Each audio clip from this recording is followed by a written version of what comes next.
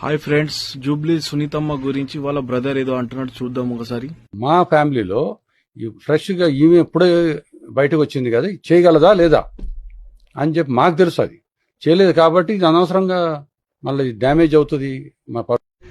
విన్నారు కదా, ఇంట్లో కూర్చున్నానికి సునీతమ్మకి తెచ్చి నువ్వే ఏడిపించినావు రామన్న.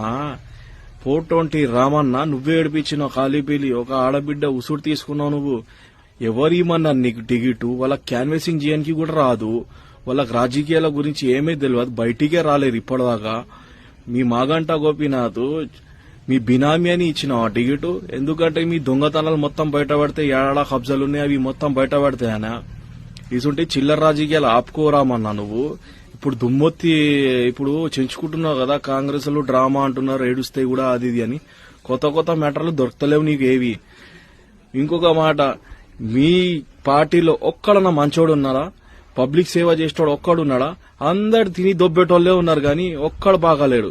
చిల్లరు రౌడీలు మొత్తం మీ బీఆర్ఎస్ పార్టీలో దాపరమైనారు. ఒక్కడు మంచోడు లేదు మీ పార్టీలో. అందరు చిల్లర రాజకీయాలు చేసేటోళ్లే ఉన్నారు. ఇసుంటే రాజకీయాలు ఆపుకో. నీ సీట్ ఎట్లయినా రాదు, పోయింది, గాలిలో ఎగిరిపోతా చూడు నీ సీటు. ఏం ఆడుతున్నావేమో చిల్లర రాజకీయాలు. సిగ్గు శరం ఇంత లేదు రామన్న నీకు.